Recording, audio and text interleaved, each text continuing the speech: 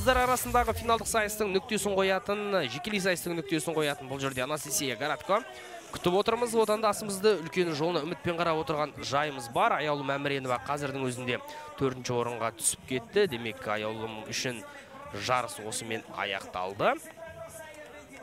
Ал міне Харука Накао, Ханна Вессе, сонымен қатар Франческа Аника Мерц үштігі жарыс аймағында отыр. Ал енді Анастасия Городконың көрсететін өнеріне бірге зер салайық, құрметті көрермен.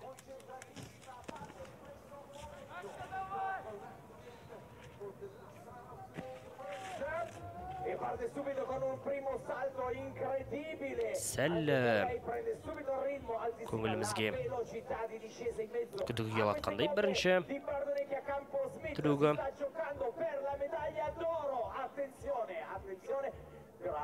Жарайсың өте жақсы. Қазір енді Анастасия Городко осы көрсеткен нәтижесінен кейін менің ойымша Харука Накаодан жоғарырақ ұпай алуы тиіс. Себебі әуеде тікұшақтың іс-қимылында 2 рет айналып үлгерді шаңғысымен.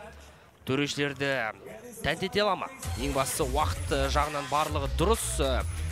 Осы трассамен өту барысы жақсы. Ал мына бір сәтте жерге қонғанда сәл біздің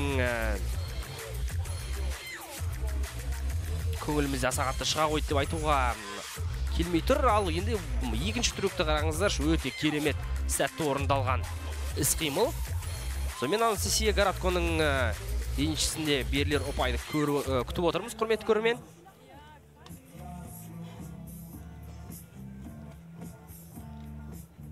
Анастасия Городко жақында ғана Алатау бөктерінде өткен әлем чемпионатында, жасөспірімдер арасындағы әлем чемпионатында көш басына шыққан. Сонымен қазір бізге турнирлік кестенің, лайф кестенің шешімі шықты. 79-да 79 ұпаймен Анастасия Городко дәл осы турнирде өтіп жатқан универсиада ойындарында жарқын өнер көрсетіп, жеңімпаз атанып отыр, құрметті көрермен.